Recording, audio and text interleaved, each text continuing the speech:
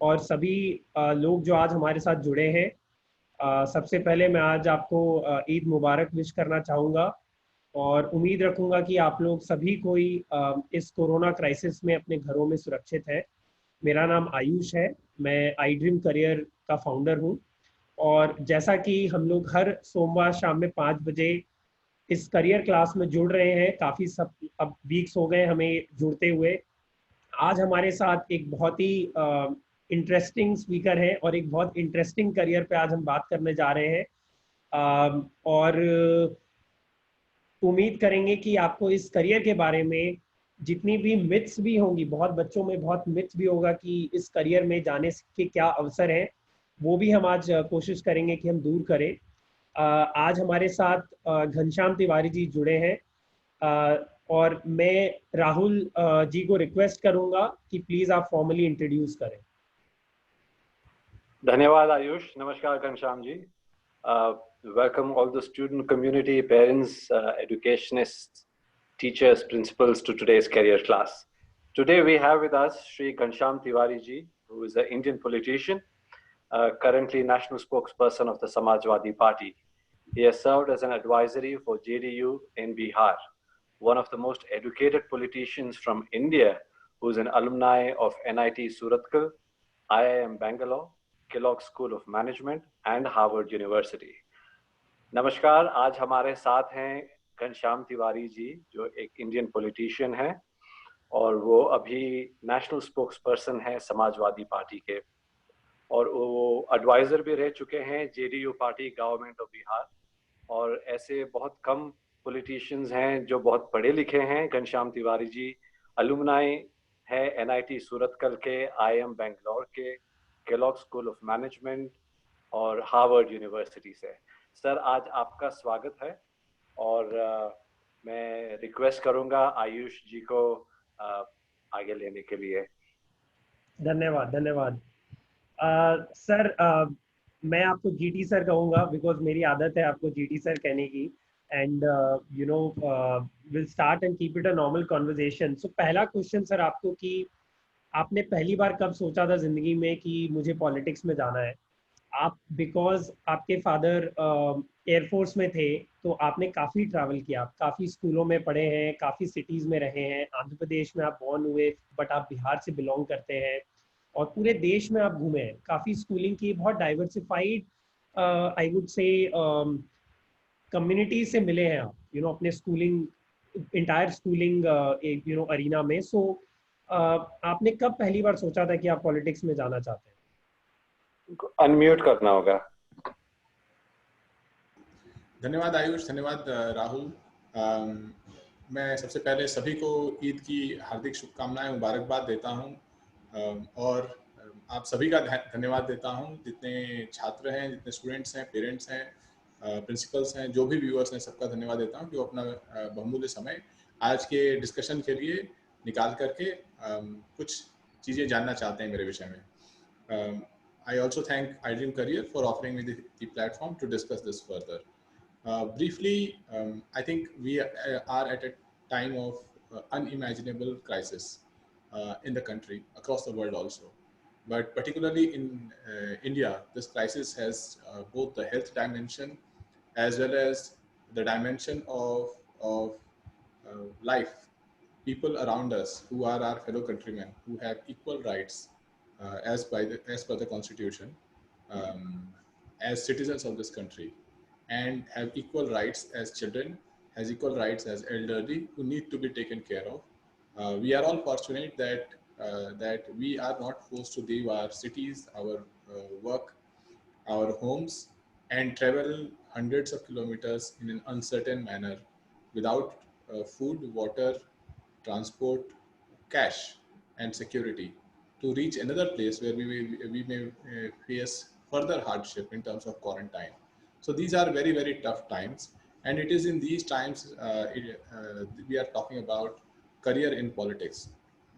I think the fundamental inspiration that I have towards career in politics, I don't know what the trigger point is, but ever since I thought about a career, I thought that we as a country should be able to do more for those who are very weak, who are not as fortunate, as I was. My father served in Indian Air Force as an airman.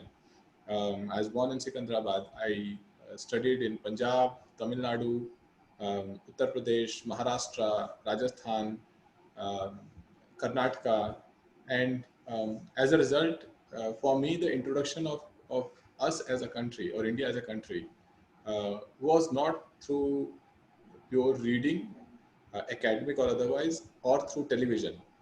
Right आज में आप में से जो भी TV debate देखता होगा, एक दौर आया है जहाँ पे टीवी पे लोगों को ये साबित करने के लिए कहा जाता है कि आप बताइए आप नेशनलिस्ट है कि नहीं है। जो मैंने सीखा एयरफोर्स में रह करके और उसके बाद ये घूम करके, मुझे लगा कि आप नेशनलिस्ट हैं नहीं है वो अलग कहानी है। दरअसल आप देश को कितना जानते हैं वो सबसे बड़ी कहानी है, और वो आप टीवी के सामने बैठ करके आर्म चेयर पे बैठ करके नहीं जान सकते। उसके लिए छात्रों को अपने पेरेंट्स के साथ या पेरेंट्स को अपने अपने बच्चों को उत्साहित करना चाहिए कि देश के अलग अलग जगहों पर जाएं, देश को देखें, उसकी कम्युनिटीज़ को जानें। तो इस दौर में when as a child, as a student, I was traveling across the country, growing up in multiple states. Somewhere I fell in love with the country and wanted to do more for the country, and that was the trigger point for me thinking about what is it that I can do in my life to serve the nation better. What the Air Force taught me in these years is that one, there is the first lesson that I already shared with you, that you cannot know the country sitting in a room. You will have to go and meet the country where it is. And every time you have a doubt that someone around you is not as nationalist as you are, either as individual or as a community, that doubt is your own insecurity. Because what Air Force taught me was nationalism was about what you can do for the country, not how you can test others around you for about what they are doing for the country, right? Second thing that Air Force taught me was the value of integrity. People around are ready to, in defense forces, are ready to be led by others on the call that can take their life, right? In the line of duty. So there is integrity that is the underscore of everything. People are ready to bet their life on the integrity of their officers, of the mission. So there is no replacement, irrespective of which field you choose. There is no replacement to integrity. The third thing that Air Force also taught me was the value of diversity in everything that we see around. That no one line of thinking is enough. When you talk to people around you in an Air Force camp, people come from all walks of life.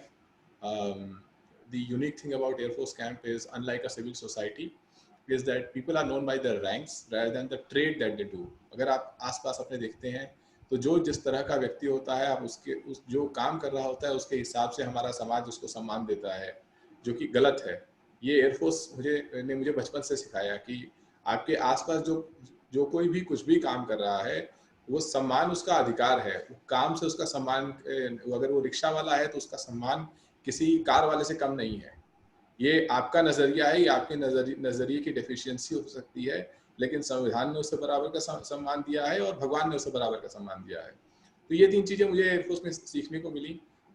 एक चौथी चीज जो मुझे सीखने को मिली वो मेरे अपने गांव से थी, जो बिहार में है, जहाँ पे मैं देखता था हर साल जब हम लोग समर वेकेशंस में जाते थे तो मैं देखता था कि मेरे जैसे मुझसे काफ़ी ज़्यादा मेहनत करने वाले काफ़ी तेज़ बच्चे हैं जो गांव में पढ़ रहे हैं।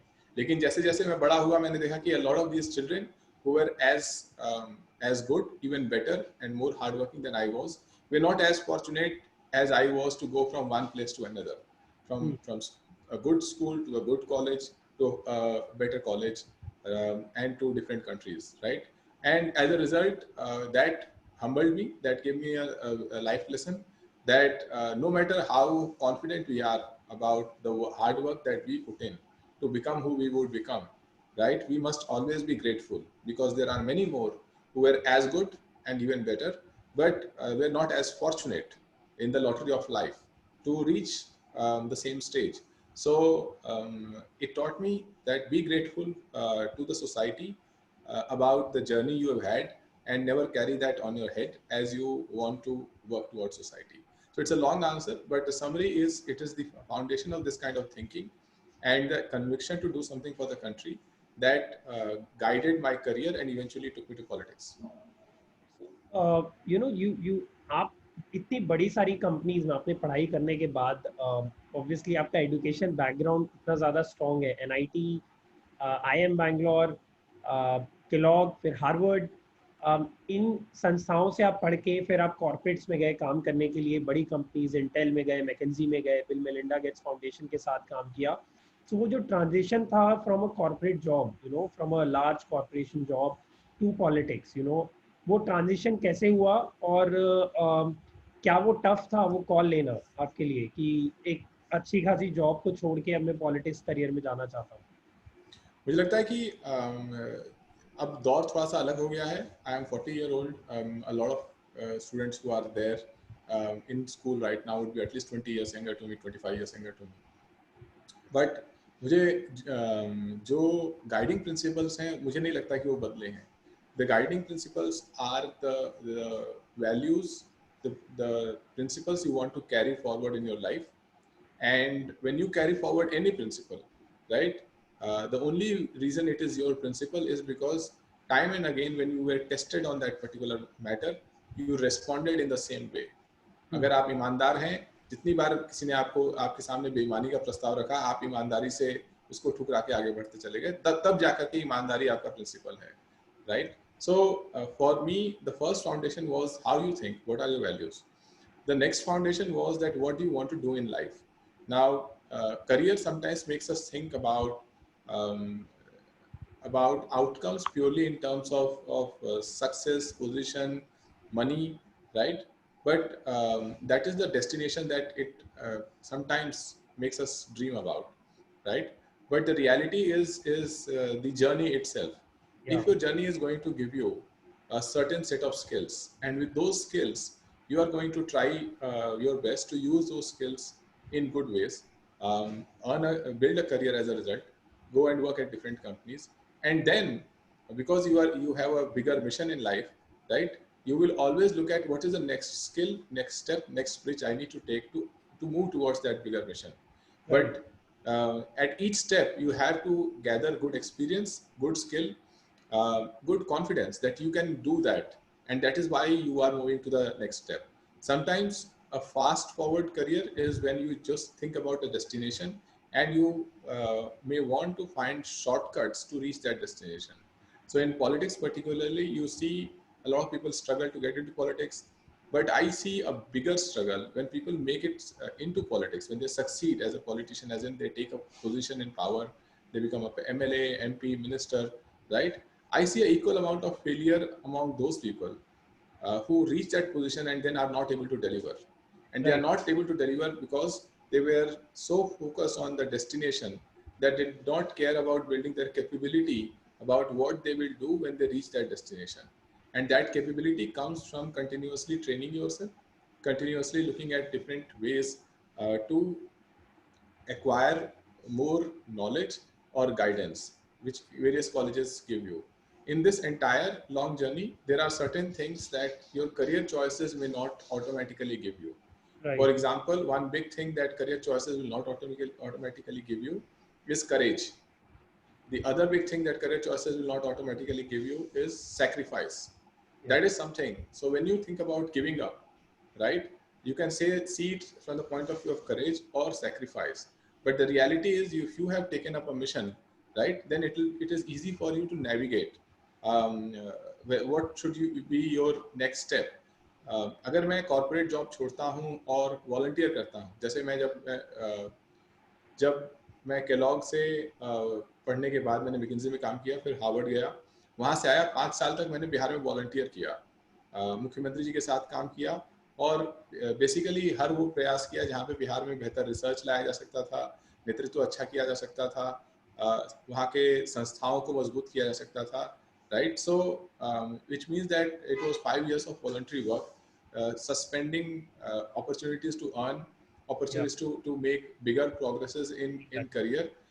One can see that as a sacrifice, but in reality I don't see that as a sacrifice. It was part of a mission that I want to build for the country, and for that is the goal that I have taken. So these choices have to be yours. When you make these choices, don't borrow the dictionary of the world to analyze your choices. Right. अगर आप इसको अपने अगले कदम के रूप में देख रहे हैं और दुनिया इसे सेक्रीफाइस के रूप में देख रही है, तो आपका नजरिया सेक्रीफाइस वाला नहीं होना चाहिए। कई बार आप जो सेक्रीफाइस की तरह देखिएगा तो आप फिर उस कदम में मजबूती नहीं ला पाइएगा। बिल्कुल बिल्कुल। तो मुझे लगता है कि मेरे लिए ट्रांजिशन आसान था, इसलिए था क्योंकि मुझे एक क्लियर मिशन दिखाई दे रहा था कि आपको उस जगह पे पहुंचना है जहाँ पे आप अपनी सारी नॉलेज और सारे अनुभव का इस्तेमाल करके अपने समाज के लिए, अपने देश के लिए कुछ अच्छा कर सकें।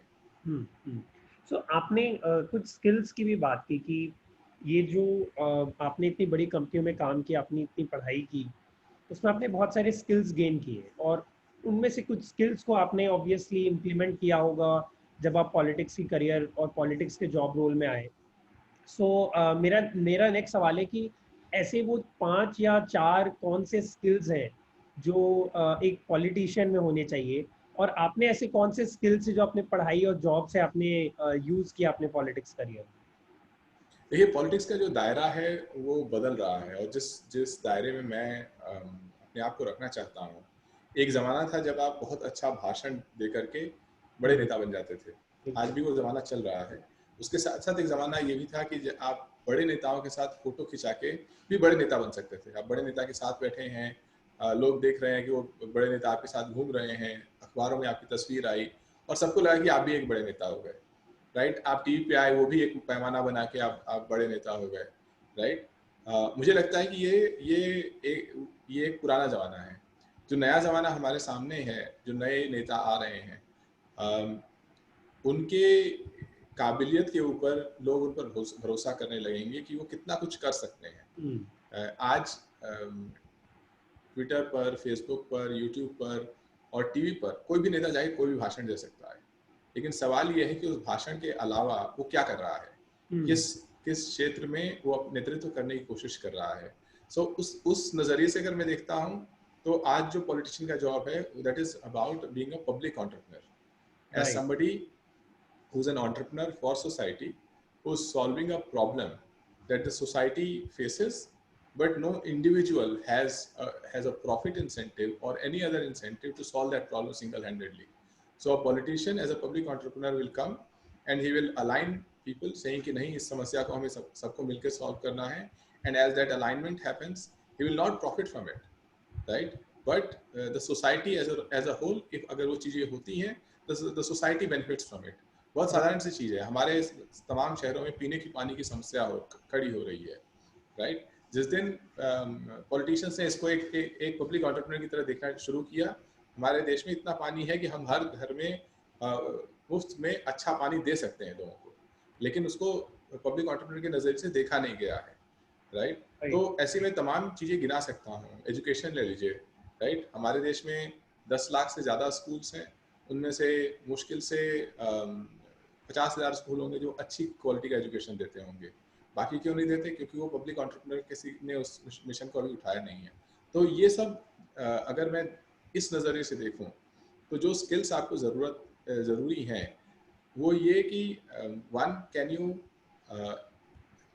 You analyse, study and analyse a problem. किसी प्रॉब्लम के बारे में पढ़ करके, उसके विषय के बारे में जान करके, क्या आप उसको छोटे छोटे स्टेप्स में तोड़ करके सोच सकते हैं कि प्रॉब्लम क्या है।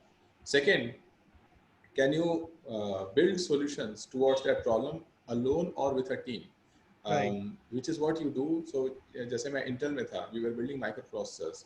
The first step was to look at the design and say what is it that we need to build, and break that problem into several steps. Then look at teams by which you join forces to be able to build that. So can you build teams to build the solution. The third skill that is required is can you communicate effectively, चाहे वो politics है या कहीं भी है। जितनी भी कंपनियों में मैंने काम किया, ज़्यादातर कंपनी में आप दुनिया के अलग अलग देशों में जो टीम्स बैठी हैं उनके साथ काम कर रहे हैं। तो चाहे आपका रिटन कम्युनिकेशन है या ओरल कम्युनिकेशन है, वो क्लियर होना चाहिए, कंसाइज होना चाहिए। जो चौथा स्किल जो ज़रूरी है, जो पॉलिटिक्स में भी बहुत इंपॉर्टेंट है, वो यही, can you build trust in the team. जब अलग अलग लोग टीम का काम का अलग अलग हिस्सा कर रहे हैं, अगर आपने कहा कि मैं कोडिंग करूंगा, राइट, तो आपकी कैपेबिलिटी के ऊपर और आपके कमिटमेंट के ऊपर लोगों का ट्रस्ट होना चाहिए कि आपने जो कहा वो आप करेंगे। राइट। तो वो आप ट्रस्ट बिल्ड कर सकते हैं कि नहीं, और ऐसा नहीं है कि आप किसी और के काम का क्रेडिट ले रहे हैं, राइट। तो ये सारी चीजें ट्रस्ट का हिस्सा है जो पब्लिक लाइफ में भी आता है। एक सस्ता रास्ता है कि आप दूसरे के लोगों का क्रेडिट लीजिए और स्वयं को बड़ा नेता बनने की कोशिश कीजिए, लेकिन अगर आप वाकई पब्लिक एंटरप्रेन्योर की दृष्टि से देख रहे हैं तो it is important to acquire public trust by real work, right. जो पांचवी चीज मैंने सीखी जो तमाम कॉर्पोरेट करियर्स में है वो ये है कि can you believe in other people's ideas. कई बार आपके आसपास आप जिन नेताओं को फॉलो करते होंगे उनमें से मैंने देखा है कई सारे नेताओं को लगता है कि वो सिर्फ अपने आइडियाज पे ही काम कर सकते हैं। जैसे जैसे इंसान का रुतबा या पावर बड़ा होता है, राइट, या अगर आप घर के अंदर ही देख लीजिए तो अगर घर में कोई एक पेरेंट है जो बहुत ज़्यादा डिक्टेटोरियल है, for want of a better word, right, तो वो ज़्यादा अपने आइडियाज इम्पोज करता है। बट इन रियल लाइफ अगर आप बड़ी समस्याएं सॉल्व कर रहे हैं तो you have to also be humble enough and ready enough to look at who are the other people who have good ideas, how do I bring those ideas on the table, even if those ideas make my ideas don't look that great, I should be able to work on those ideas, right. The entire public policy field is about that in some way, where people are doing research on various public policies and you have to look at what part of that research is going to be applicable. ये कुछ चीजें हैं जो मुझे लगा कि important है। इन सब के बीच में मेरे ख्याल से जो आपका पेशेंस है, आपका कुछ करते रहने का जज्बा है, जो रेलेंटलेस परसूट जिसे कहते हैं, राइट, वो है। ये सारी चीजें भी इम्पोर्टेंट होती हैं। अभी एक बहुत इंटरेस्टिंग सवाल आया और मैं इसको ज़रूर लेना चाहूँगा बिकॉज ये एक बहुत बड़ा मिथ मुझे लगता है इस एरिया ऑफ करियर में है कि किसी ने भी सवाल पूछा कि आप इतना पढ़े लिख के पॉलिटिक्स में क्यों आए, सो ये जो सोच है, और ये बहुत लोग सोचते होंगे जब आपको देखते होंगे कि आपने इतनी पढ़ाई की और उसके बाद भी पॉलिटिक्स में क्यों आए, मतलब थिंकिंग कि पॉलिटिक्स एक खराब करियर है, एक मतलब एक अच्छा करियर नहीं है। सो आपकी क्या राय है, क्या ये सोच को बदलना चाहिए बिकॉज हमारे देश में हमें पढ़े लिखे युवाओं को पॉलिटिक्स में आने की बहुत ज़रूरत है अगर हमें इतनी बड़ी प्रॉब्लम्स को सॉल्व करना है। सो आपका क्या मानना है इस सवाल पे, ऐसी सोच पे? मैं 3 बातें कहूँगा। पहली चीज कि हर पीढ़ी के पास जो सबसे बड़ी जिम्मेदारी होती है वो ये होती है कि पिछली पीढ़ी से आप क्या सीख पाए हैं, उनके नॉलेज को आप बटोरिए, collect the knowledge that is there from previous generations and then look at the problems that your generation faces, the present situation in the country, and solve for those problems based on their past knowledge and the knowledge that you have acquired and with your efforts. This is the responsibility of every generation, right? Second, that when you think in this manner, right, then you start thinking about what are the problems that you are going to solve in your lifetime, right? One challenge that I have seen that India has faced is that people live without a sense of community ownership. इसका मतलब यह है कि when somebody succeeds in a village, वो गांव को छोड़ करके शहर में चला जाता है और गांव को भूल जाता है। उसके बाद गांव के लिए कुछ नहीं करता। उस गांव में उसका जमीन भी होगी, घर भी होगा, लेकिन वो सेंस ऑफ ओनरशिप नहीं है कि इस गांव को मुझे कुछ अच्छा करके जाना था। जब वो छोटे शहर में सक्सीड होता है तो मेट्रो में चला जाता है। मेट्रो में जाने के बाद उस छोटे शहर को भी भूल जाता है। कुछ अच्छी यादें रहेंगी, लेकिन ये जज्बा नहीं रहता कि मुझे उस छोटे शहर के लिए कुछ अच्छा करना था। आप मेट्रो में सक्सीड होते हैं तो हो सकता है आपकी अगली पीढ़ी देश छोड़ के दूसरी जगह चली जाए। अगेन उसके बाद आप देश को एक दूसरे नजरिए से देखते हैं। वो जज्बा कि मैं देश के लिए कुछ करूं रहता है, नहीं रहता है, आप कितना टैक्स देते हैं, नहीं देते हैं, उन सब चीज़ों में उलझ जाता है। बट रियली जिस तरीके से एक पेरेंट अपने बच्चों का ख्याल रखता है या बच्चे अपने माँ बाप का ख्याल रखते हैं, सोसाइटी भी उस तरीके से है। तो अगर आपने कोई पब्लिक मिशन लिया कि मैं अपने लाइफ टाइम में ये 1-2 चीज़ें हैं जो मेरे अपने करियर से जुड़ी हुई नहीं है नेसेसरली या मेरे परिवार से जुड़ी हुई नहीं है, लेकिन इन 2 चीज़ों का मैं ख्याल रखूंगा, ये चीज़ें मैं अपने गांव स्तर पे ठीक करूंगा या शहर स्तर पे ठीक करूंगा या अपने मेट्रो के स्तर पर ठीक करूंगा या देश के स्तर पर ठीक करूंगा। मुझे लगता है ये हर व्यक्ति की जिम्मेदारी है और जिस देश में जिम्मेदारी निभाई जाती है वो देश बेहतर होता है। अगर आप इस तरीके से सोचते हैं तो जैसे ही आप इसको एक बड़े स्तर पर सॉल्व करने की कोशिश करते हैं, वहां पे पॉलिटिक्स का रोल आता है। बिकॉज पॉलिटिक्स में आप 2 चीजें कर रहे होते हैं। एक तो you are trying to collect people's different point of views and trying to bring them together to solve a problem. Second, you are demonstrating continuous courage against all odds to challenge the people who are doing wrong things, right, right? चाहे वो सरकार ही क्यों ना हो, right, right? If they are doing a wrong thing, मुझे लगता है अभी की सरकार ने, मैं खुला उदाहरण देता हूँ, मैंने अभी की सरकार को क्रिटिसाइज किया है। मुझे लगता है इन्होंने 4 घंटे के नोटिस में जो लॉकडाउन किया और उसके बाद जिस तरीके से करोड़ों मजदूरों को बेसहारा छोड़ दिया, वो सरकार की तरफ से गलत था। ये निर्णय, ये डिसीजन मजदूरों का नहीं था, सरकार का था। तो उनको घर पहुंचाना, ये इंश्योर करना कि उनकी जेब में एक मिनिमम पैसे हों ताकि वो सुरक्षित अपने घर पहुंचे और उनके पास एक बेसिक सेंस ऑफ सिक्योरिटी हो, ये सरकार की रिस्पॉन्सिबिलिटी सरकार ने नहीं किया। लेकिन आप में से जो लोग पॉलिटिक्स को फॉलो करते हैं, मैं मानता हूँ कि ये सरकार जो है किसी भी क्रिटिसिज्म को लाइटली नहीं लेती है और एरोगेंटली लेती है। तो फिर भी there is a need for courage to call the wrong things, right? कोई भी एजुकेशन सिस्टम, कोई भी करियर, कितनी भी सैलरी हो, कितना भी आपके पास डिग्रियां हो, और कितनी भी अच्छी जगह पे आप रह रहे हो, कितने भी अच्छे परिवार से आते हो, मुझे लगता है कि इंटेग्रिटी, करेज और सेक्रीफाइस, राइट, ये सिस्टम अपने आप में आपको नहीं सिखाता है। ये कहीं ना कहीं आपके अंदर आपके परिवार को जागृत करना पड़ता है और फिर वो सोच आपको और मजबूत करनी पड़ती है। अगर आप हम अपनी माइथोलॉजी में देखें तो पिछले 5000 साल की हमारी जो माइथोलॉजी है और उसके बाद जो उसके हिस्टोरिकल एस्पेक्ट्स हैं, दोनों को जोड़ लीजिए, तो कभी भी हमने ये नहीं कहा कि जो किसी भी काल में राजा को मैथ्स और संस्कृत या इंग्लिश बहुत अच्छा आता था इसलिए बहुत अच्छा राजा था। सिर्फ अभी का जनरेशन ऐसा है, हमने कह दिया कि आपको मैथ्स और इंग्लिश बहुत अच्छा आता है इसीलिए you are the most intelligent person to lead the society, right? In the past, we as a civilization have always valued sacrifice as our highest value, courage as the second highest value, and then after many other human values comes the role of merit, which is analytical merit, which is about use of language and mathematics, right, right? Although we as a civilization have set the frontier both in knowledge and mathematics, ऐसा नहीं है कि frontiers हमारे लिए important नहीं रहे हैं, right? right. It is just that the current generation we become a bit myopic to think about what is most important is a basic set of skills, and what is most important is acquiring economic prosperity. So it is a long answer, but the summary of the answer is that one, that I see in India where young generation will have a sense of public mission. They will not like the previous generation just live without a sense of ownership of a community. And second, when they have a public mission, they will think about how their best experiences and education combined together to serve society. When you think like that, then eventually as you succeed in doing some of these things, you will enter politics, because that is where the greatest impact is possible.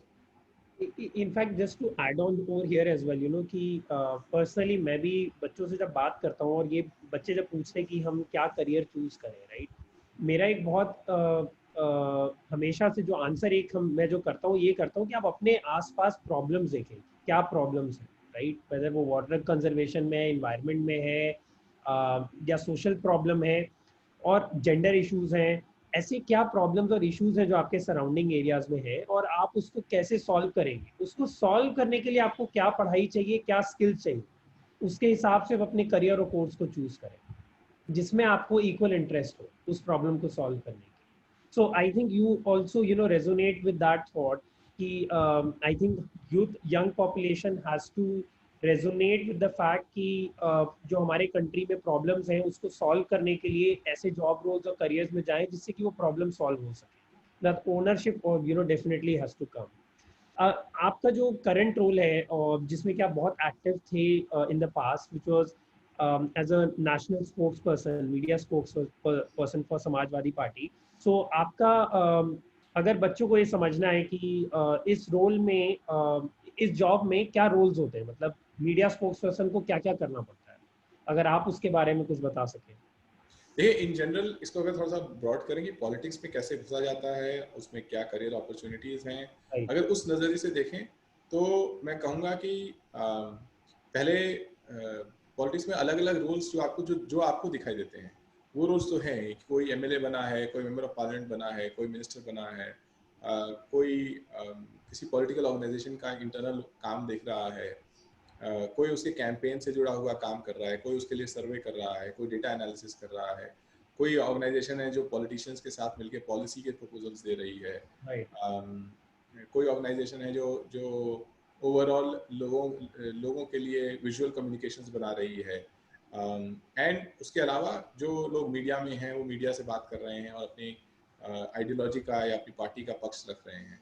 ये अलग अलग तरह के roles आप देखते हैं politics में। मैं कहना चाहूँगा कि इनमें से कोई भी रोल जो है वो पहली सीढ़ी वाला रोल नहीं है। ये सारे रोल्स ऐसे हैं जहाँ पे आपने अपनी एक बेसिक अंडर ग्रेजुएट या ग्रेजुएट लेवल की पढ़ाई कर ली है, आपने कहीं ना कहीं कॉर्पोरेट में थोड़ा काम किया, उसके बाद आपने अपने स्किल्स को मजबूत किया, और उसके बाद जब आपने कुछ काम कर लिया, आपका दुनिया को लेके एक नज़रिया आपके अंदर आया, उसके बाद आप सोचते हैं कि मैं पॉलिटिक्स में उस नज़रिए के साथ क्या कर सकता हूँ, राइट। जहाँ तक पॉलिटिक्स जो है वो आपका करियर का स्टेप 1 नहीं है, राइट। ज़्यादातर अगर आप कोई राजनीतिक परिवार से आता है तो अलग बात है, बट ज़्यादातर लोगों के लिए स्टेप 1 नहीं है और नहीं होना चाहिए। मुझे लगता है स्टेप 1 है कि आप किसी एक लाइन में जो आपने 20 साल पढ़ाई की है, 12 साल स्कूल में, उससे पहले 2 या 3 साल किंडरगार्टन में, उसके बाद स्कूल के बाद 3 या 4 साल अंडर ग्रेजुएट में या 2 साल पोस्ट ग्रेजुएट में, ये जो 20 साल का सफ़र है, इस सफ़र को मीनिंगफुल बनाना आप सभी की जिम्मेदारी है। तो पहली चीज़ ये है कि इसके बाद जब आप अंडर ग्रेजुएट से निकलते हैं, ग्रेजुएट से निकलते हैं, 4-5 साल अलग अलग क्षेत्रों में काम करके अब जीवन के प्रति, दुनिया के प्रति, अपने करियर के प्रति एक नज़रिया बनाइए। वो नज़रिया, जैसे कि मैंने कहा कि भारत घूमने से ही आपको भारत के बारे में पता चलेगा, उसी तरीके से अपने करियर के शुरू के 4-5 साल में तरह तरह का काम करने से आपको समझ में आएगी आप क्या चीज़ अच्छा करना जानते हैं और किसमें आपको लगेगा कि आप सफल ज़्यादा हो सकते हैं। जब वो नज़रिया बन जाएगा, एक कॉन्फिडेंस आ जाएगा, नहीं ये चीज़ों में मैं बाकी लोगों से अच्छा हूँ, जब वो आ जाएगा तब आप सोच सकते हैं कि अब मैं इसका लाभ सोसाइटी को कैसे दे सकता हूँ, या पॉलिटिक्स में ही रह करके इन स्किल्स का यूज़ कैसे कर सकता हूँ। और जब वहाँ से आपकी शुरुआत होगी, जो कि हो सकता है 25-27 साल की उम्र हो, तब आगे ऐसी शुरुआत होगी, तो 3-4 साल आपको लगेंगे चीज़ों को समझने में, ये समझने में कि जिस सरकार के साथ आप काम करते हैं, जिस पार्टी के साथ आप जुड़े हैं, उसका नज़रिया क्या है। तब जाकर के 30-32 साल के होते हैं, उस समय you are able to articulate the point of view. मैं एक टिपिकल जर्नी बता रहा हूँ, किसी के लिए जल्दी हो सकता है, किसी के लिए देर से हो सकता है। Then you are able to articulate a typical political point of view of your side compared to all other sides that are out there, right? उसमें जब आप टीवी पर आते हैं तो सबसे ज़रूरी चीज़ जो टीवी पे है, आप जैसे मैं टीवी पे अगर जाता हूँ तो मैं कहीं टीवी पर अपनी डिग्रियाँ लिख के तो नहीं जाऊँगा, राइट। मेरे लिए ज़रूरी है कि जो दर्शक हैं, आप लोग हैं, जो भी देखता है, राइट, उसको समझ में आना चाहिए जितने प्रवक्ता हैं उनमें से कौन सा प्रवक्ता सही जानकारी के साथ लोगों को इन्फॉर्म करने के लिए बोल रहा है और वो गुमराह नहीं कर रहा है, राइट। सेकेंड कि वो प्रवक्ता अपनी पार्टी के साथ साथ अपने वैल्यू सिस्टम को कैसे प्रेजेंट कर रहा है, वो भी समझ में आना चाहिए। तीसरी चीज़ कि आपके ऊपर तरह तरह से हमला होगा। आजकल ये हमले सोशल मीडिया पे तेज हो गए हैं। आपने एक शब्द को गलत बोला तो न जाने कितने लोग आप पे टूटने के लिए तैयार हैं। ऐसे समय में ज़रूरी है कि आपके पास भाषा का संयम हो और व्यवहार का संयम हो, that you interact with people even in the most harsh scenarios. You interact with people with respect, even if you feel outraged, you present your outrage with a command on language and command on the phrases that you use without disrespecting anybody, any wider community, right? So that is extremely important. And finally, when you acquire a lot of knowledge about something, right, a good measure of your knowledge is not how long can you speak about it. A good measure of your knowledge will be how simply can you talk about it, right?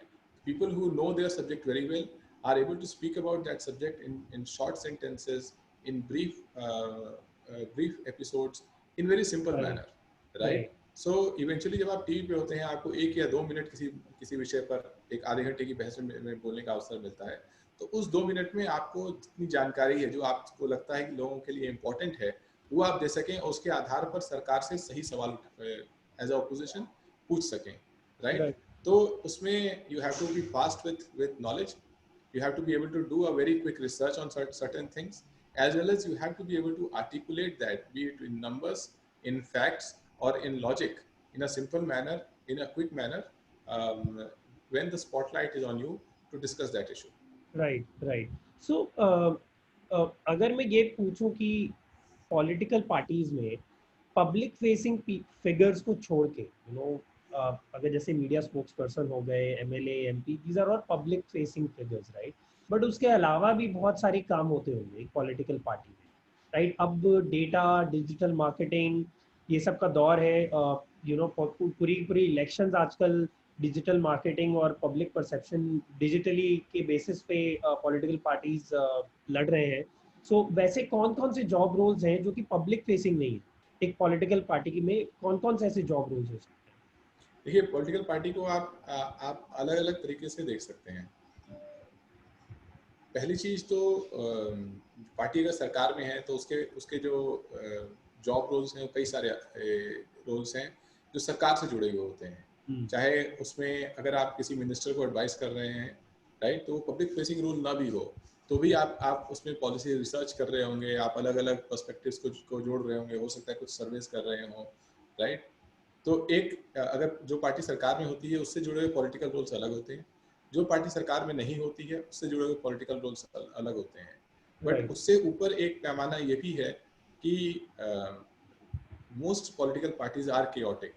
वो अंत में politics जो है एक voluntary space है, तो कोई भी आकर के उससे जुड़ सकता है। और जिस भी स्पेस में आप सोचिए कि एक प्रोफेशन है या एक स्पेस है जहाँ पे किसी भी समय लोग आ रहे हैं, किसी भी समय लोगों का मोह भंग हो रहा है या डिसएंचेंटेड हो रहे हैं, जा रहे हैं, राइट। और उस के बावजूद उस स्पेस को बहुत इंपॉर्टेंट काम करना है, राइट, वो मिशन इंपॉर्टेंट है। सो ऐसे सिचुएशन में हमेशा एक क्योटिक स्पेस रहता है, लोग आ रहे होते हैं, लोग जा रहे होते हैं, राइट। और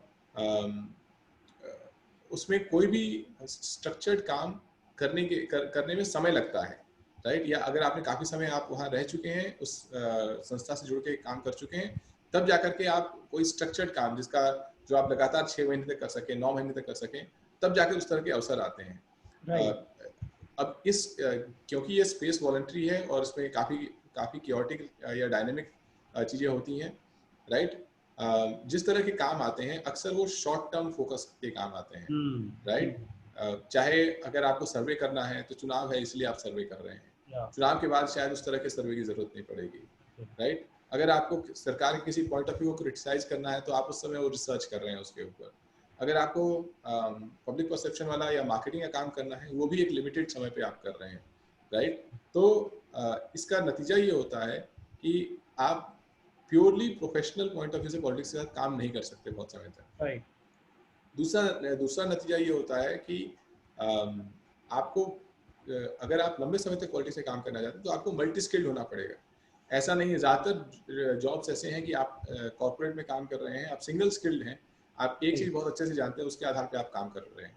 लेकिन पॉलिटिक्स में आपको किसी के दुख दर्द को भी बांटना है, आपको कहीं पे एक अच्छी स्पीच भी देनी है, कहीं पे आपको एक इम्पॉर्टेंट निर्णय भी लेना है, कहीं पे अपनी ब्रांडिंग भी करनी है, कहीं पे मीडिया को रिस्पॉन्ड भी करना है। तो इन सारी चीज़ों को देखते हुए आपको हर चीज़ का थोड़ा थोड़ा अच्छा अनुभव होना चाहिए और स्किल उसमें या आपकी एक्सपर्टीज थोड़ी सी ऊपर होनी चाहिए एवरेज से, तब जाकर के आप ये सारी चीज़ कर पाते हैं। तो हालांकि कई सारे रोल्स एक पॉलिटिकल पार्टी में होते हैं, लेकिन अंततः वो लोग जो लंबे समय तक काम कर पाते हैं वो होते हैं जो अक्रॉस बोर्ड अपने आप को मल्टी स्किल कर सकें। So very important point. मतलब आई थिंक जिस तरीके से आपने ये समझाया कि पॉलिटिकल पार्टी एक बहुत ही केओटिक प्लेस होता है, वॉलंटरीली लोग आते हैं जाते हैं, बट बहुत लंबे समय तक जो लोग मल्टी फेसेट स्किल्स और रोल्स में अपनी जॉब्स को अच्छा कर पाते हैं, आई थिंक उनके लिए ladder is upward for them. Next सवाल ये है कि अगर आपको एक सिंपली एक 10वीं या 9वीं या 11वीं क्लास का बच्चा आके पूछता है कि मुझे पॉलिटिशियन बनना है, तो 12वीं के बाद अगर आपको छोटे छोटे स्टेप्स में उनको ब्रेक करके देना हो या आप उनको एडवाइस करना हो कि क्या जर्नी होनी चाहिए उनकी, आपके अपने भी बहुत सारे लर्निंग्स होंगे, आप जिस तरीके से इस फील्ड में आए हैं, सो अगर आपको एक 12वीं क्लास के बच्चे को बताना है कि 12वीं पढ़ने के बाद आप पॉलिटिक्स करियर में आने के लिए क्या पाथवे हो सकता है उनके लिए, तो आप क्या सजेस्ट करेंगे? देखिए, पॉलिटिक्स में अगर हम इसको बहुत सिंपल तरीके से कहें तो दो रास्ते दिखाई देते हैं, राइट। एक वो लोग हैं जो सिंसियरली अच्छा काम करना चाहते हैं, और एक वो लोग हैं जो पॉलिटिक्स में आकर के अपना व्यापार बढ़ाना चाहते हैं। राइट। जो पॉलिटिक्स में आके अपना व्यापार बढ़ाना चाहते हैं, राइट, उनके लिए पॉलिटिक्स का दायरा बड़ा है, लेकिन उससे वो समाज के लिए बहुत कम कर पाते हैं। राइट। राइट। तो उनके लिए मेरे पास कोई ठोस सलाह नहीं है, क्योंकि वो एक बहुत ही अपॉर्चुनिस्टिक स्पेस होता है। जो पॉलिटिक्स में आके अच्छा काम करना चाहते हैं, राइट, उनके लिए चैलेंज बहुत बड़ा है। चैलेंज ये है कि आप किस तरीके से अपना लाइवलीहुड, अपने परिवार की सिक्योरिटी को, इनकम सिक्योरिटी को मेंटेन करते हुए अपनी इंटेग्रिटी बचा करके लंबे समय तक सोसाइटी के लिए कुछ काम कर पाएंगे, और उस स्पेस में काम कर पाएंगे जहाँ पे आपके ऊपर आरोप लगाए जा सकते हैं, जो आपके लिए फिजिकली भी रिस्की हो सकता है, right. That can also end up as a thankless journey. ऐसा भी हो सकता है कि आपने बहुत सालों तक काम किया, लेकिन पीपल डोंट केयर, राइट। सो ये सारी संभावनाएं हैं। तो इसलिए अगर आप सिंसियरली पॉलिटिक्स में आना चाहते हैं, तो बहुत ज़रूरी है कि पहले आप अपने आप को अंदर से मजबूत करें। आप ये मत सोचें कि मैं पॉलिटिक्स में जा रहा हूँ, राइट। आप पहले ये सोचें कि मैं सोसाइटी में या मेरा पब्लिक मिशन क्या है। मुझे लगता है कि जो न्यू जनरेशन है, एक तरीके से वो पिछली कई जनरेशन से बेहतर कर सकती है देश के लिए। वो अगर ये सोचे कि मैं एक या दो चीज़ों को अपना पब्लिक मिशन बनाऊंगा, यानी इस एक या दो चीज़ पर मैं अपनी सोसाइटी के लिए, चाहे अपने गांव के लिए, अपने शहर के लिए या अपने देश के लिए बहुत मजबूत आदमी बनूंगा, राइट। चाहे उसके बाद मैं पॉलिटिक्स में जाऊं या ना जाऊं, लेकिन उन एक दो चीज़ों के लिए जिससे चाहे मेरी इनकम भी ना हो रही हो, लेकिन I will be an authority on those things in thought and in action. I will do things around that, right? मैं आपको उदाहरण देता हूँ। हो सकता है कि आप किसी दिल्ली में अगर आप देखिए तो दिल्ली में कुछ लोग हैं जिन्होंने अपना पब्लिक मिशन बना रखा है कि स्ट्रे डॉग्स का ख्याल रखना है, राइट। तो सिर्फ वो अपने आप में एक अच्छा पब्लिक मिशन है। उन्होंने ये इंश्योर किया है कि उनके आसपास, और मैंने देखा है ऐसे लोग केवल एक जानवर तक सीमित नहीं रहते, वो कई तरह के जानवरों की सेवा करते हैं, और चाहे वो एक्सीडेंट हो जाए किसी जानवर का, किसी जानवर को किसी ने छोड़ दिया, तो उनका पब्लिक मिशन है। वो रास्ता जरूरी नहीं है पॉलिटिक्स से जाएगा कि नहीं जाएगा, लेकिन वो इनको अंदर से इतना मजबूत कर देता है कि उनके अंदर एक जज्बा रहता है लोगों की मदद करने का या किसी की मदद करने का, राइट। कुछ लोग फ्री में खाना खिलाते हैं दिल्ली शहर में, राइट। तो मैं प्रमुख बात बोलूँगा कि पहले आपके अंदर एक अनडाइंग, कभी ना खत्म होने वाला एक जज्बा होना चाहिए कि मुझे अपने बाकी सारे काम के अलावा सोसाइटी के लिए कुछ करना है, राइट। अगर वो जज्बा है तो उसके बाद जब आप अपने बाकी कामों में सक्सीड करेंगे तो वो आपको बेहतर शिक्षा देगा, वो आपको बेहतर करियर देगा। हो सकता है आपको उससे आपकी इनकम सिक्योरिटी गारंटीड हो। उस इनकम सिक्योरिटी के गारंटी होने के चलते आपको थोड़ा समय मिलेगा कि आप by the time you are 30 you start thinking about how do I more actively engage in society. It is at that time when you have acquired skills, you have reached a certain stage in your career, that you are ready to look at politics, which is about working with people on selfless missions, right? वहाँ पे you have also secured yourself a little bit from the risks that this will carry, right? You have secured yourself in two ways. One, that आप अंदर से बहुत मजबूत हैं, वो जज्बा आपके अंदर है, और दूसरा कि आपके पास स्किल्स है, एजुकेशन है, आप हमेशा अगर आप किसी प्रोफेशन में जाना चाहें तो जा सकते हैं, और मे बी थोड़ी सी सेविंग्स भी है, राइट। तो this is how I will suggest any young child thinking about politics, right. First they should look at the primary focus on their career, and in focusing on their career in a primary manner, कि जो भी उनके career goals हैं उस पर ध्यान रखते हुए can they keep their spirit to serve people, can they nourish that spirit to serve people and become stronger। जो मैंने कहा कि courage, commitment, sacrifice, ये भावना आपके अंदर अगर नहीं होगी तो आप लंबे समय तक पॉलिटिक्स में काम नहीं कर पाएंगे। अगर आप काम करते भी हैं तो इधर आप उस कैटेगरी में चले जाएंगे जो पॉलिटिक्स को व्यापार की तरह काम करता है, या फिर आप उस कैटेगरी में रहेंगे जहाँ पे आप अच्छा काम करना चाहते थे, आप नहीं कर पाए, and that will make you feel bitter and angry on other people, right? So it's a long answer, but summary of that answer is just focus on strengthening your regular career and strengthening your sense of who you are, your personality, and your commitment to society. And then by the time you are between 28, 30 age group, right? That is when you need to think about, do I want to get into active politics or not? Right. Don't hurry. Right very very I think काफी learning से पता चल रहा है कि काफी सारे हाथ जलाए भी होंगे आपने, उससे ये आंसर आ रहा है. Malika Shukla is one viewer who has asked कि before joining a political party, what are the things that one should analyze, whether it is the leadership, whether it is the party ideology, or what are the other things that one should assess before joining a political party? So at one level जो चीज़ लोगों में आम है वो ये है कि सभी पॉलिटिकल पार्टीज एक जैसी होती हैं, राइट? और अगर आप सिर्फ उसके अनेक नेताओं को एनालाइज करेंगे तो आपको शायद ये इस बात में दम लगेगा कि सभी पॉलिटिकल पार्टीज एक जैसी होती हैं. लेकिन अंत में पॉलिटिक्स जो है is similar to society. Society रातों रात बदलती नहीं है, उसी तरीके से कोई पॉलिटिकल सिस्टम, कोई पॉलिटिकल पार्टी भी रातों रात बदलती नहीं है. आप जब कहीं घर लेने जाते हैं तो आप कोशिश करते हैं कि मैं कहाँ घर लूँ, वो सोसाइटी मेरे हिसाब से होनी चाहिए, लोग अच्छे होने चाहिए, मैं वहाँ रह सकूँ लंबे समय तक.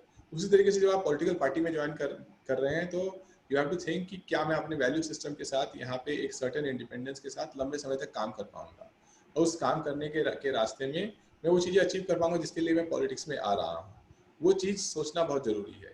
ये बहुत ही मुश्किल होता है कि अगर आप पॉलिटिकल पार्टी के वैल्यू सिस्टम की तरह नहीं सोचते हैं, राइट? जो उसके रॉ चीज़ें हैं, जैसे हमने बचपन से सीखा है कि जो मैंने शुरू में कहा था कि नेशनलिज्म का मतलब ये नहीं है कि आप दूसरे आदमी से सर्टिफिकेट मांगिए, उसका मतलब है कि आप जो देश के लिए करना चाहते हैं वो कीजिए, राइट? और कि इस देश की डाइवर्सिटी इसकी सबसे मजबूत ताकत है.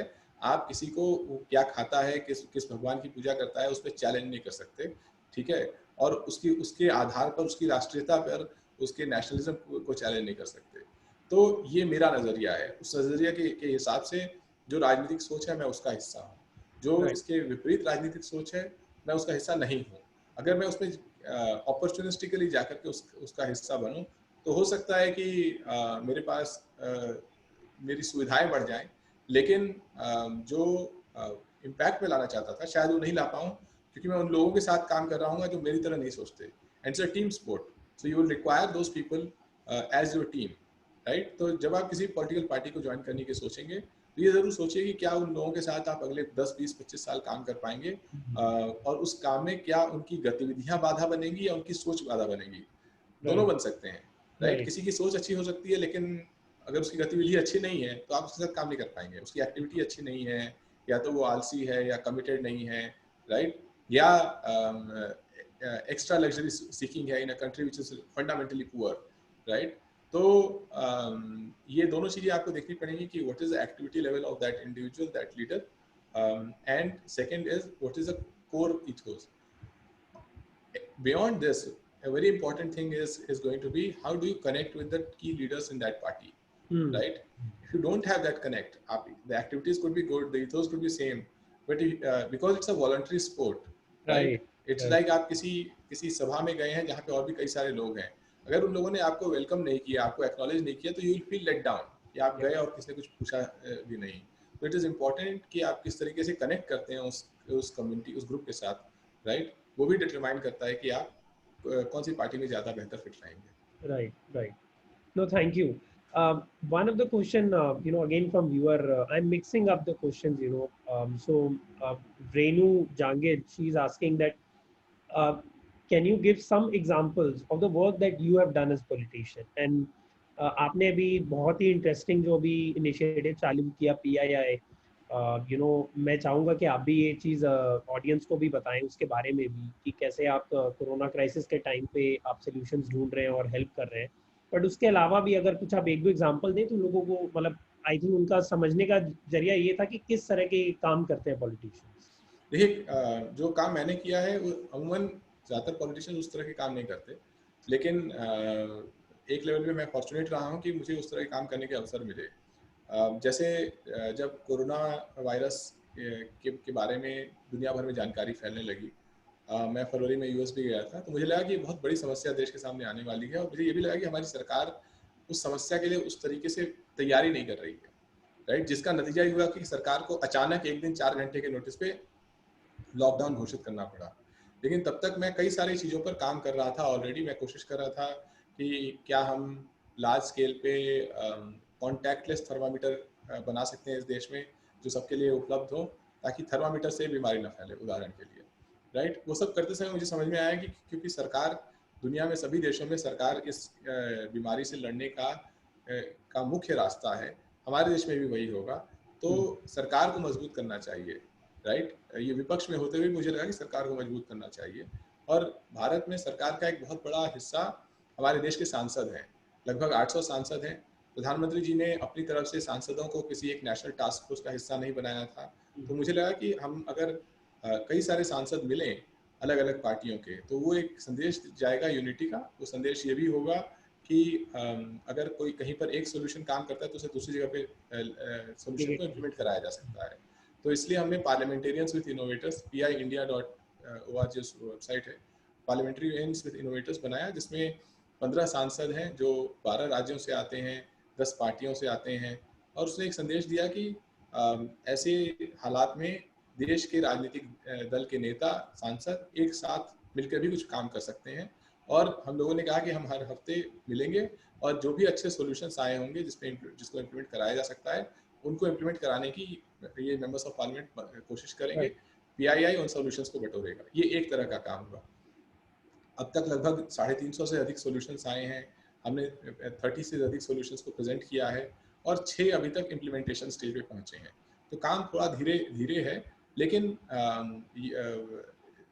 This is the expectation that I see in any political forum कि काम सुपर स्पीड से नहीं होता है, क्योंकि you require multiple minds to meet.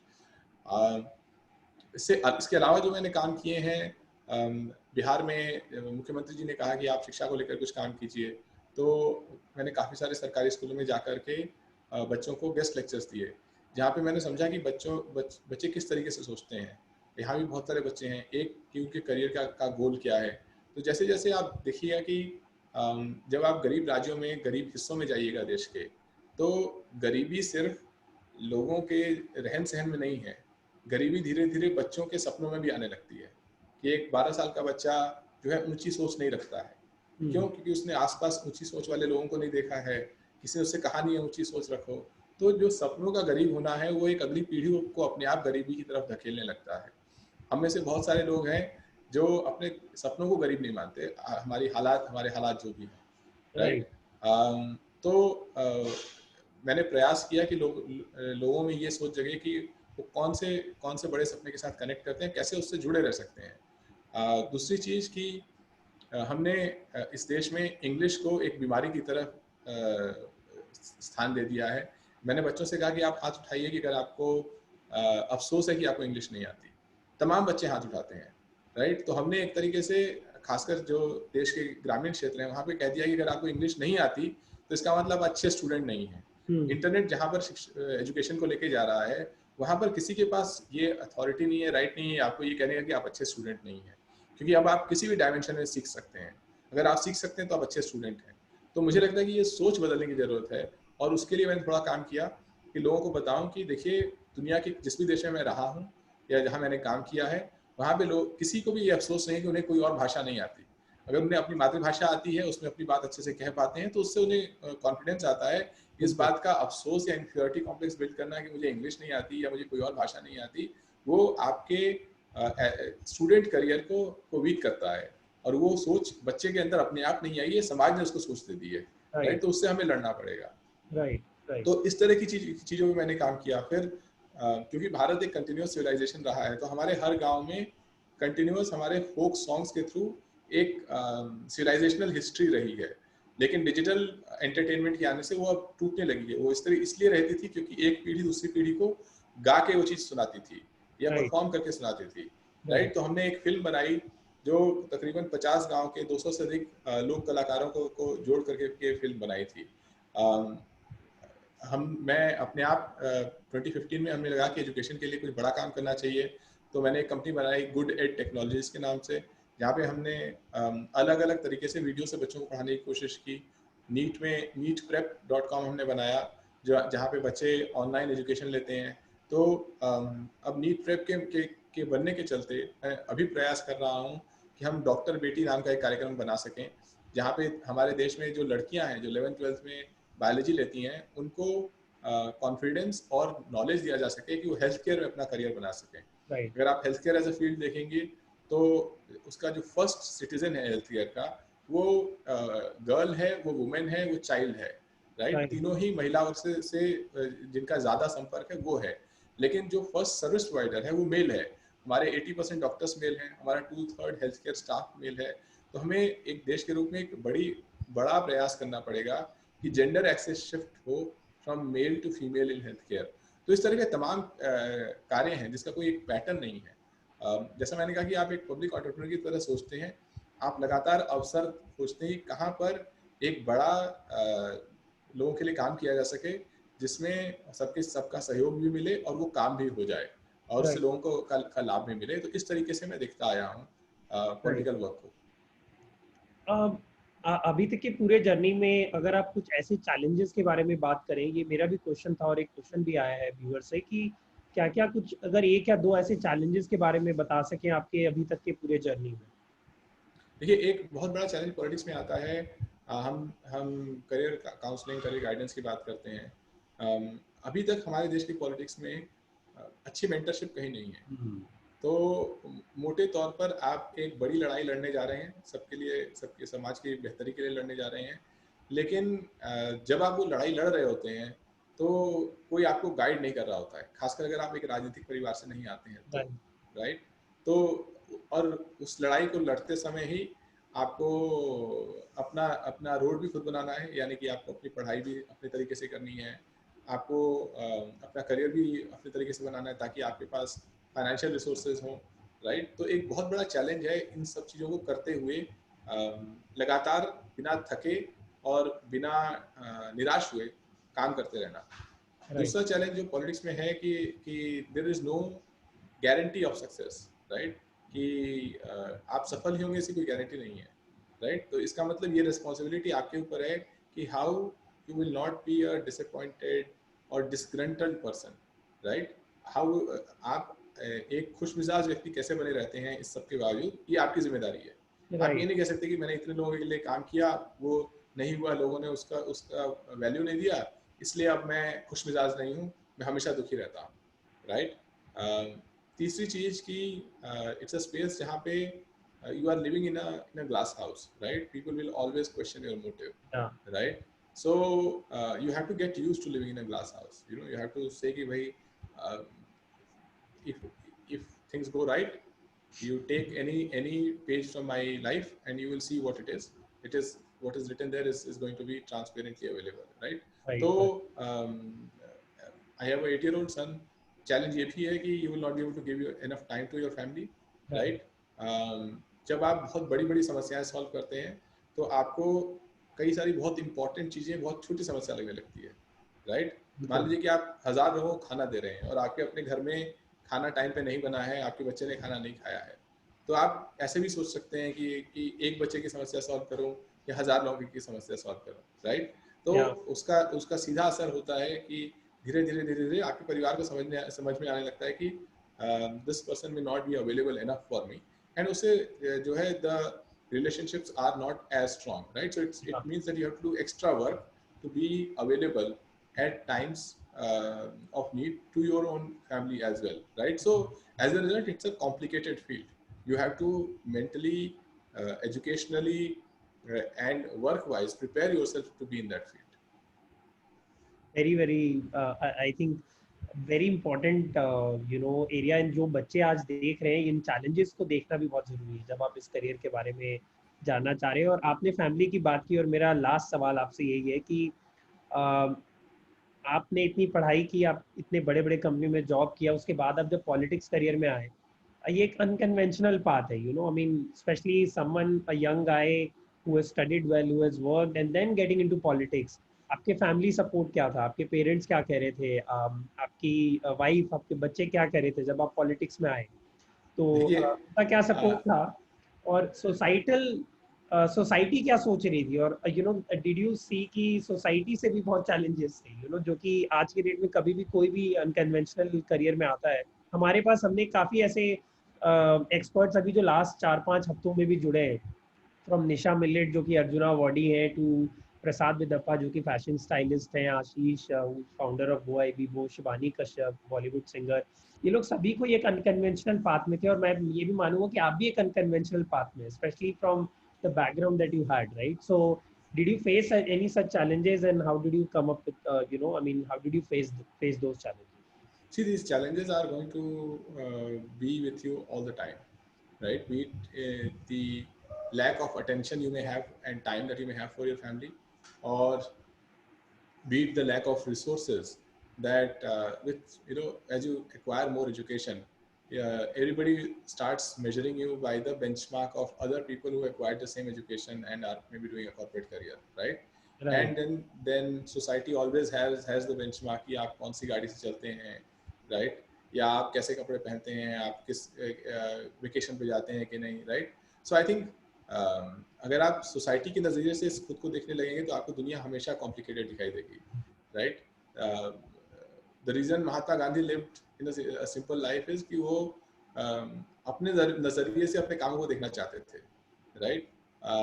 So that I think वो नज़रिया रखना कि it will not be over complicated is important. But as far as family is concern, I think the family is going to will face tough situations because Right. you are in politics, right? Right. जब आप किसी conventional track पे होते हैं, people know what to expect, Yeah. and they prepare their mental models around that. अगर आप let's say कि आप कोई सरकारी नौकरी कर रहे हैं और आपको 1 लाख रुपए आते हैं, तो आपके आसपास का पूरा सिस्टम उसके अराउंड से एडजस्ट हो जाता है. वो एक्सपेक्टेशन है कि आप इस तरह इतने समय तक ऑफिस में रहेंगे, इस तरह की लाइफस्टाइल आपकी रहेगी, right? Right. In politics, especially in times where you have to be available for public work at all times, right? People don't know what to expect. People don't know कल आप किसी प्रोटेस्ट का हिस्सा बनते हैं और सरकार Yeah. कोई दमनकारी कदम उठाती है, and you are forced to just protest for an entire day or even go to jail, right? So ये जो uncertainty है आपके around, right? Your family will live this every day, right?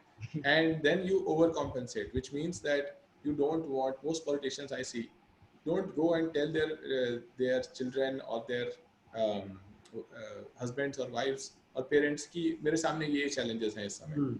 because they don't want to overload them with the situation that's around them. So it means that you will have to grow up a little bit more.